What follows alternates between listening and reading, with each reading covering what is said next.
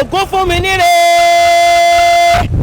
gbọ́dọ̀ náà kó dìde nínú ọdún kínní ayẹyẹ tá a dórí àpèrè àwọn bàbá tó bí yín lọ́mọ ọmọ Olofin àgbọ̀dèrè o ọmọ olúńlá ọmọ ṣàgbọ̀dèrè ọmọ káfọ́pọ̀wà káfọ́ àjẹwà kátúndọ̀panù kádàjẹ̀nù káfọ́ gèdègèdè owó ìwàkọ̀délé ìṣàrímọ́lé ọmọ pàmí rọ́lá o ọmọ yìnmí rọ́ṣù ọmọ àjà tó wọn agogo òjé ńlẹ́ ọmọ oríwó ọ̀pọ̀ ọmọ ẹgbẹ̀rún àjẹ́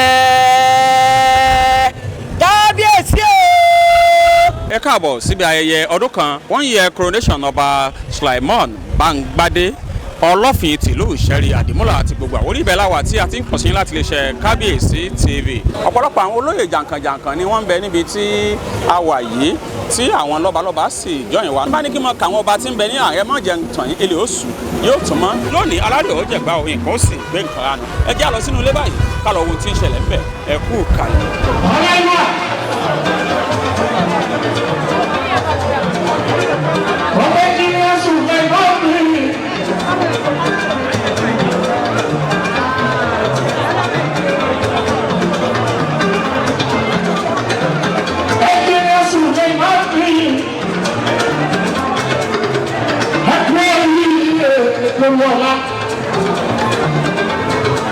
ọdún kan ní àlè ọba ẹgbẹ̀ṣẹ̀ ṣe bẹ̀rẹ̀ ní àìlè wàá ṣe é wà aṣọ lórí ọ̀la ọmọ ilé ọkùnrin kọ́kọ́ sórí ọ̀la òṣìṣẹ́ ìjọ ọlọ́run kọ́kọ́ sórí ọ̀la ọjọ́ símú sábà ó ti dẹ́mọ̀ lóògùn nípa ẹni tí yóò fi ìzà.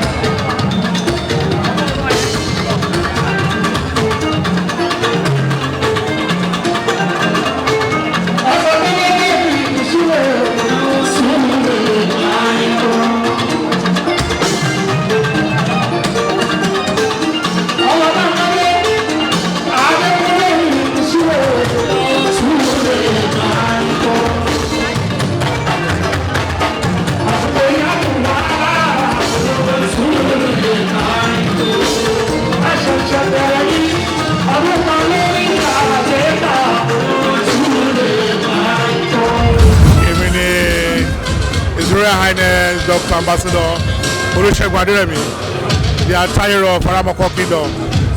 Mo fi àsìkò yìí kí gbogbo àwọn aráalé láti Ifẹ̀ Oòduà níbi tí gbogbo àti ṣọ̀wá ibi tí oníkan yìí nínú ọdún ṣọ̀wá tó ń ṣe Olofin Ìṣẹ́rí Olofin láti ti ilẹ̀ Oòduà ni, and that's why tàbí jẹ́ ọ̀rẹ́ tàbí jẹ́ brother. So mo kí àwọn aráalé pé wọ́n ṣe o gbogbo àwọn tó dìde wọ́n kú dìde náà àmàrí kan rere bára wa ṣe àwa tá a ṣe ọdún kìíní à á ṣe mẹ́wàá à á ṣe ogún à á ṣe ọgbọ̀n à á ṣe ọ̀pọ̀lọpọ̀ ẹ̀. orúkọ mi ni Israel Majesty aláìlúwà ọba Monsuru Abímbọ́lá Ọládégà Akínmasade First Olú of Agboji land. àwa lè ní láti wá bá Olofin Isheri ṣe àjọyọ̀ ọdún kan tí ó gbadé òun làwa ṣe lénìí. Adẹ̀gbàládùn àyè pé òun tó ṣe ọdún kan lénìí á ṣe àìmọye ọdún láyé. Ìgbà ọdún kan ló máa jẹ́ fún ní ti dùn fún ọ̀la náà á dùn fún.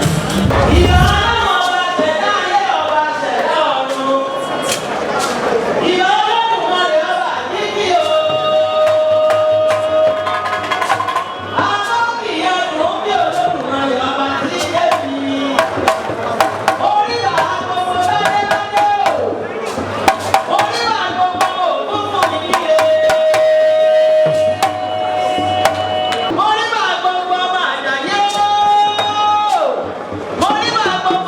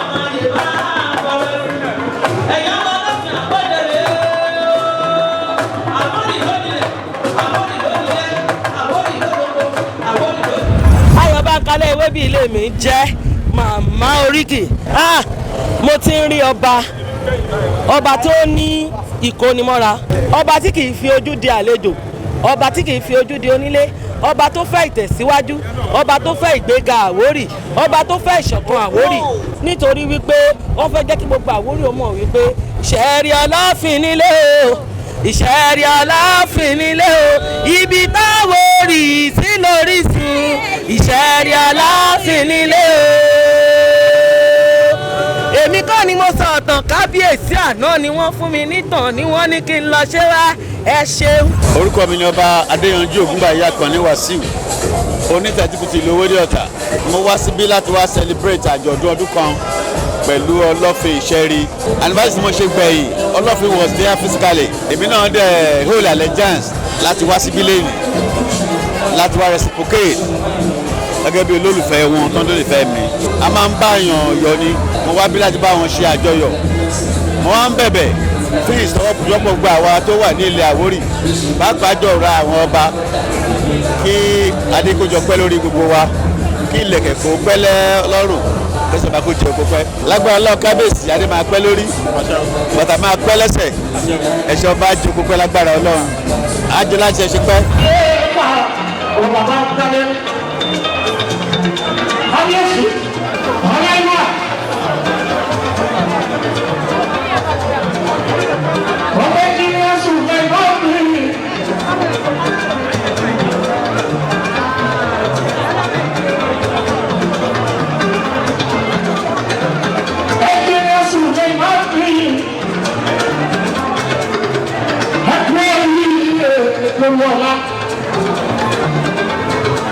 Ọdún kan ní àlè ọba ẹgbẹ̀ṣẹ̀ ṣe bẹ̀rẹ̀ ní àìlè wàá ṣe fún wa aṣọ lórí ọ̀la. Ọmọ ilé ọkùnrin kọ́kọ́ sórí ọ̀la. Òṣìṣẹ́ ìjọ ọlọ́run kọ́kọ́ sórí ọ̀la. Wọ́n tẹ́ sí Mùsàlá, ó ti dẹ́kun lé òkú nípa ẹni tí yóò fi ìzà. Wọ́n ti lé ẹnjìníà. Wọ́n kàwé kọ́ lè pẹpẹtẹ. Wọ́n tọ́ wọn padà wá sílé lórí ẹ̀ka àgbà ẹbí. Bàbá mi sílẹ̀ ìjọ ọ̀pọ̀ ẹ̀kọ́. Adébólé. Ẹ̀bí ẹ̀kú kọ́ lọ́wọ́. Ọ̀rọ̀ bá ń tọ́ lórí àṣẹ àpẹẹrẹ. Òun máa wọlé. Orúkọ mi ni olórí Abíọ́dún Olúnáyẹ Olùsọ̀yà, olórí Olúwòdó Ṣẹlú Alárò ti Jẹ̀bú. A wá sí ìbàdàn láti wá bá kábíyèsí ṣe àjọyọ̀ ọdún kan lórí ìtẹ́ àwọn bàbá wọn. Mo dúpẹ́ lọ́wọ́ Ọlọ́run pé Ọlọ́run dá wọn sí ìgbà yìí. Kábíyèsí jẹ́ èèyàn kan tó ní ẹ̀mí ìrẹ̀lẹ̀. He is a very easy going person, very humble, he is a straightforward person. Àdúrà mi ni pé ó máa ṣọ̀pọ̀lọpọ̀ ọdún láyé lágbára Ọlọ́run. Mo dẹ̀ gbàdúrà pé ìgbà tó ń borí oyè yìí ó máa tu àwọn ará Ìṣẹ́rí, á tù wọ́n lára lágbára Ọlọ́run. Wá pẹ́pẹ́pẹ́pẹ́ ọ̀nà ọ̀run ò ní dàrú lágbára Ọlọ́run. Orúkọ mi ni ṣe Lukman Owólabí Alápàmújà, àrò tìlúrù. Bàbá wa jẹ́ bàbá dáadáa sí gbogbo wa. Pàápàá jùlọ bàbá jẹ́ èèyàn kan pàtàkì tó yẹ pé ìrù náà làwọn náà ti kọ́kọ́ ṣiṣẹ́ kó tó di fọ́ọ̀mù wọn wá sórí ọba yìí. So àdẹ̀túndúpẹ́ lọ́dọ̀ Ọlọ́run pé wọ́n mú chairman wa ọdún fi jẹ erelu ìlú Olofin Isheri. So bàbá dáadáa ní sí wa.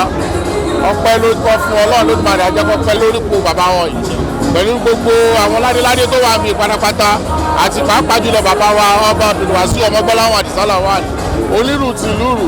Ọlọ́run Olódùmarè àjẹmí gbogbo wọn sí àdúrà ọgbọ́n àgbà o aṣọdúnmọ́dún àròkọ ẹ ṣé o.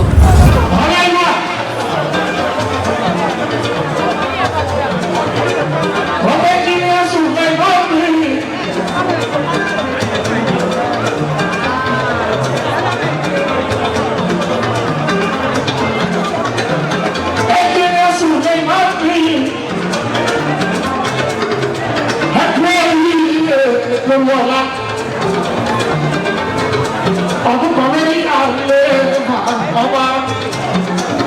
ẹ̀jẹ̀ ṣẹ̀ṣẹ̀ bẹ̀rẹ̀ ní ayé wàá ṣe é fún wa aṣọ ọmọ lórí ọ̀la. ọmọ ilé ọkùnrin kọ́kọ́kọ́ sórí ọ̀la.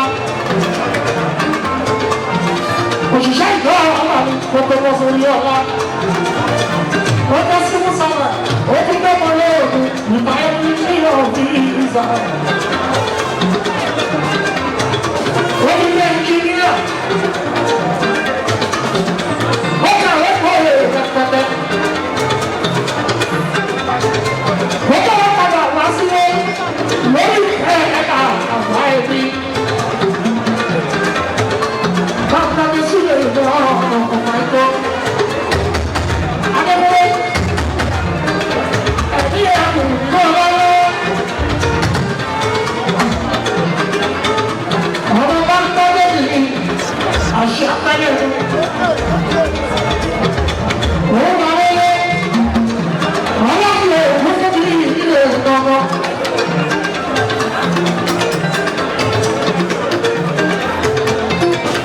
Arole Ogunfunminire ọlọ́ọ̀fin kọ́mọ. àṣẹ tó kúkú bí ilé ìpàdé sí àìlera àgbẹ̀ ìṣòro.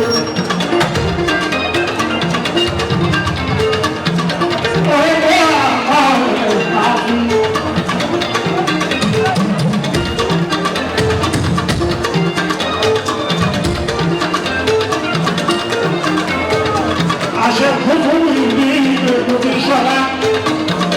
àṣẹ pẹ́lẹ́pẹ́ kọ́lé ilé àti àṣẹ. kábíyèsí ìjọba àkọ́kọ́. ókè ẹ̀sọ́ pẹ́lẹ́ ìṣúlẹ̀ ìṣúlẹ̀ àìyá.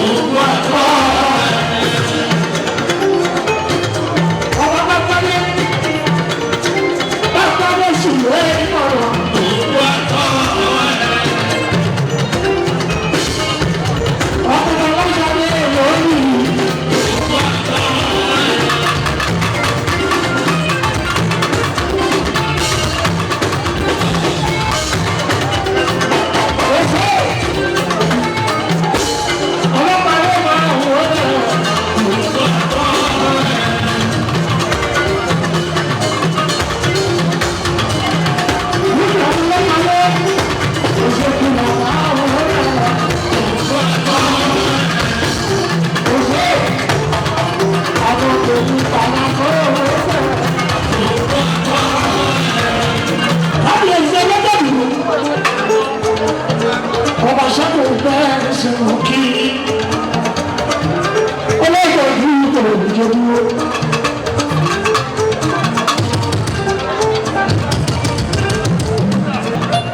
ọmọ ọlọ́jọ́ bí wọ́n ṣe ẹ̀kọ́ àpò ìlú kí àpò ìmọ̀ ẹgbẹ́ àdúgbò bá yọ.